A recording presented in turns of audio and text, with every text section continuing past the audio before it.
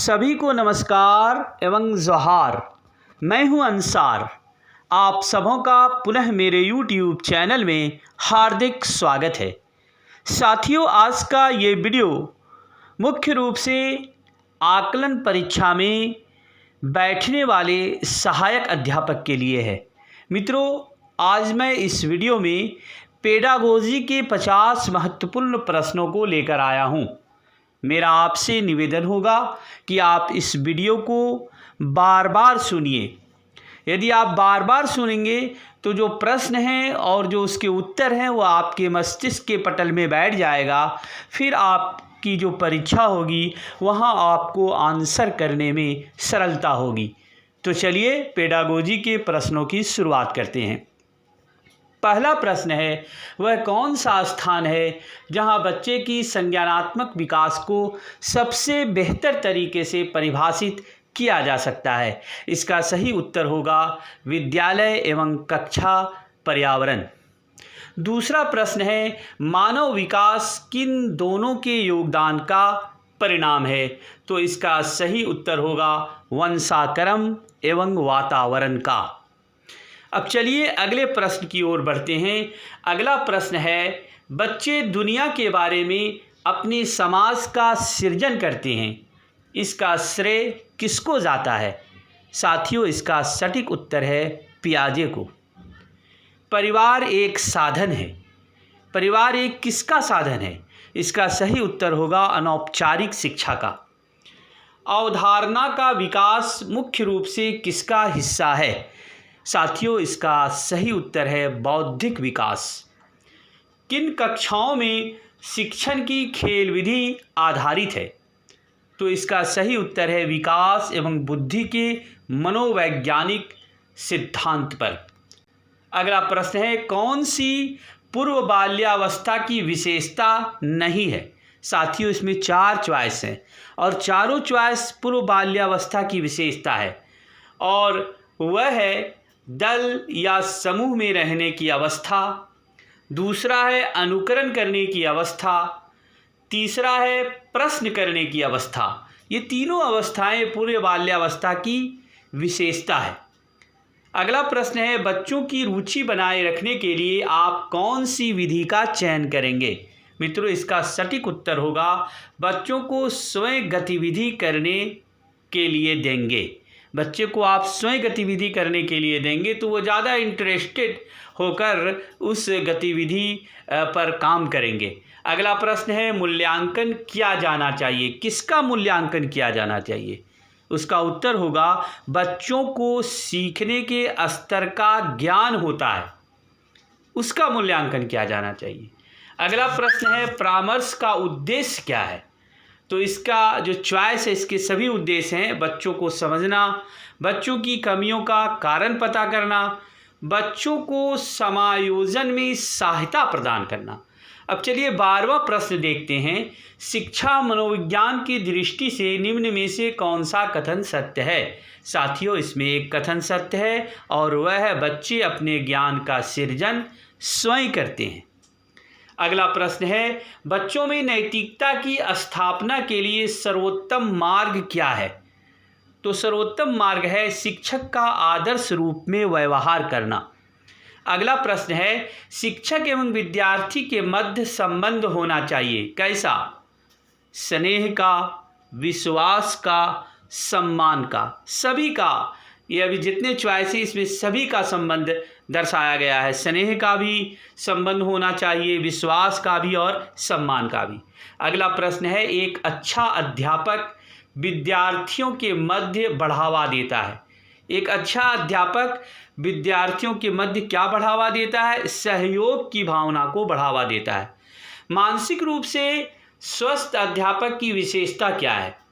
जो अध्यापक मानसिक रूप से स्वस्थ हैं उसकी विशेषता क्या है? तो उसकी यह विशेषता है कि वह संवेदनात्मक रूप से संतुलित हैं। संवेदनात्मक रूप से वह शिक्षक संतुलित होंगे। अगला प्रश्न है, शिक्षा का अति महत्वपूर्ण उद्देश्य क्या है? साथियों, इसका उत्तर होगा बच्चे का सर्वांगीण विकास। अगला प्रश्न है, बच्चे की बुद्धि लब्धि 90 से 110 के मध्य है, और वह कौन सी बुद्धि है? सामान्य बुद्धि। बहुत ही महत्वपूर्ण प्रश्न है। बच्चे की बुद्धि लब्धि 90 से 110 के मध्य सामान्य बुद्धि वाले बच्चों की होती है। अगला प्रश्न है, सतत एवं व्यापक मूल्यांकन में व्यापक मूल्यांकन शब्दावली का तात्पर्य क्या है? साथियों, इसका तात्पर्य है शैक्षिक एवं सह शैक्षिक क्षेत्रों का मूल्यांकन। आइए 20वां प्रश्न देखते हैं। दीक्षा द्वारा पूछे गए एक प्रश्न का उत्तर शिक्षक तत्काल नहीं दे सकता है। शिक्षक की प्रतिक्रिया क्या होनी चाहिए? साथियों, इसका उत्तर होगा शिक्षक द्वारा इस प्रश्न का सही उत्तर बाद में समझकर देना चाहिए। अगला प्रश्न देखते हैं, बच्चों की जिज्ञासा शांत करनी चाहिए। कैसी जिज्ञासा? तत्काल जब विद्यार्थी द्वारा जिज्ञासा की गई हो। जब किसी विद्यार्थियों ने जिज्ञासा व्यक्त की तो हमें कोशिश करनी चाहिए कि उसकी जिज्ञासा तत्काल शांत कर दे। 22वां प्रश्न है, जब अनपढ़ माता पिता के बच्चों को अंग्रेजी सिखाना चाहते हैं तो क्या होता है?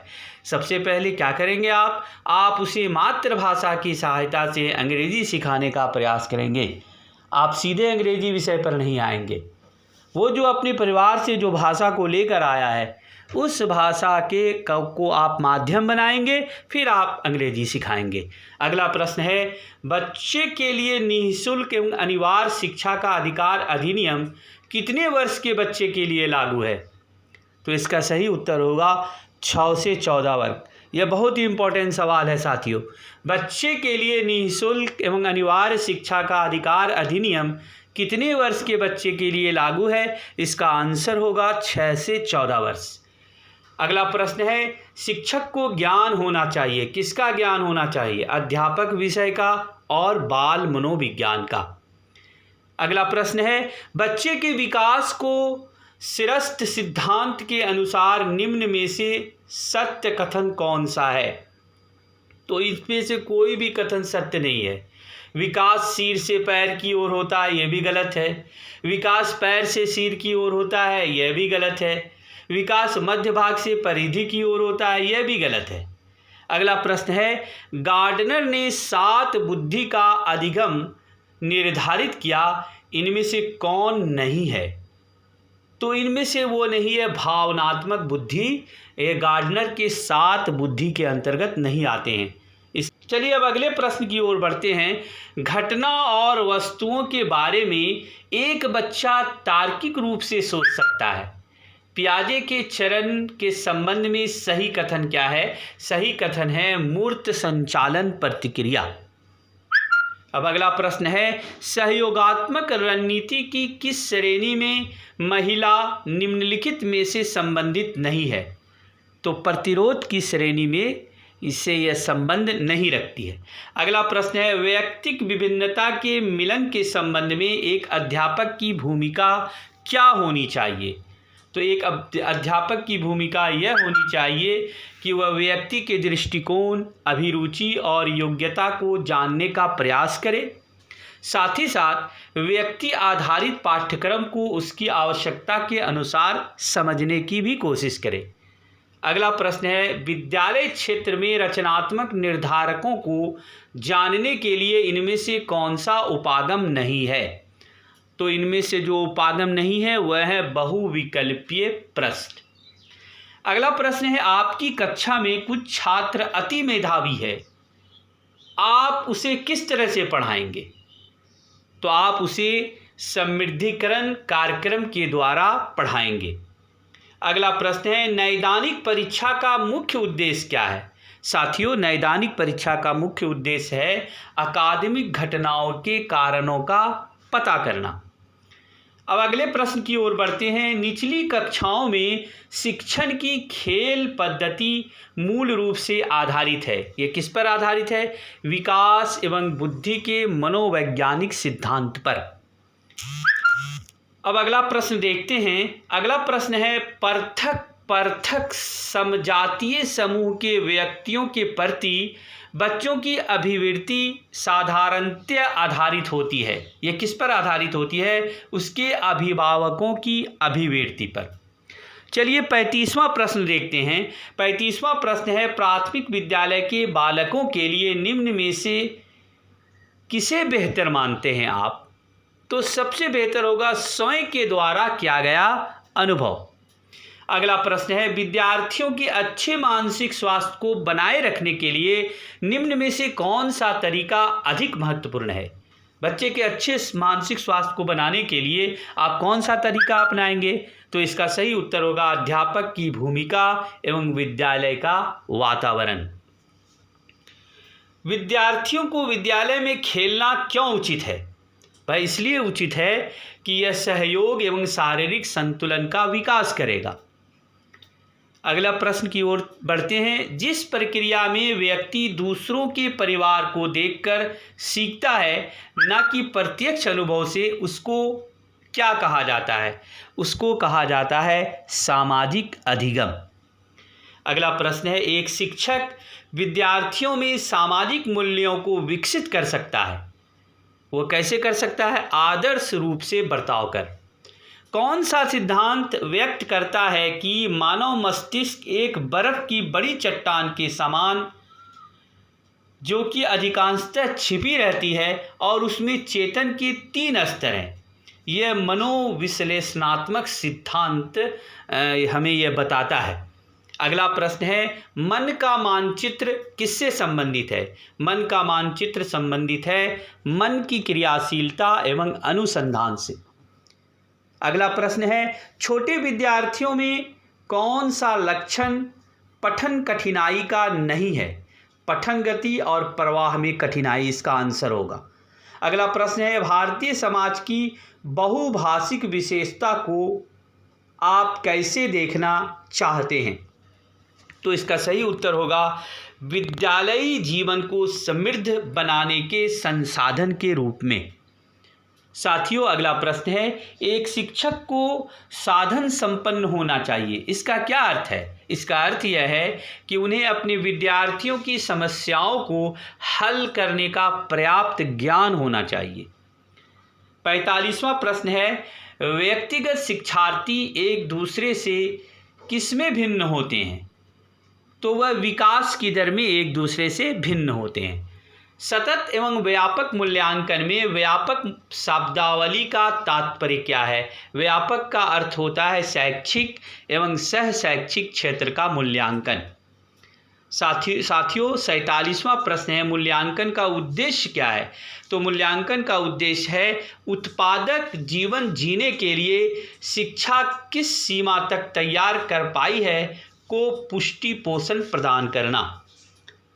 अगला प्रश्न है, कक्षा में विद्यार्थियों की रुचि बनाए रखने के लिए एक शिक्षक के लिए क्या उचित है? तो एक शिक्षक के लिए उचित है कि प्रश्न पूछना। आप बच्चों से जितना प्रश्न पूछेंगे, बच्चे की रुचि आप बनाए रखेंगे। 49वां प्रश्न है, दबाव को कम करने एवं परीक्षाओं में सफलता के लिए क्या आवश्यक है? साथियों, आवश्यक है कम अवधि की परीक्षाओं में अंतरण। लास्ट प्रश्न है इस वीडियो का, और वह है, विवेचनात्मक शिक्षा शास्त्र का यह दृढ़ विश्वास है कि। इसका उत्तर होगा शिक्षार्थियों के अनुभव एवं प्रत्यक्ष महत्वपूर्ण होते हैं। तो साथियों, यह था पेडागोजी के 50 प्रश्न। मैं नेक्स्ट वीडियो के साथ फिर आपकी खिदमत में हाजिर रहूँगा। इससे पहले आपसे मेरा एक अनुरोध है कि यदि अभी तक आपने मेरे चैनल को सब्सक्राइब नहीं किया है तो कृपया सब्सक्राइब कर लें। धन्यवाद।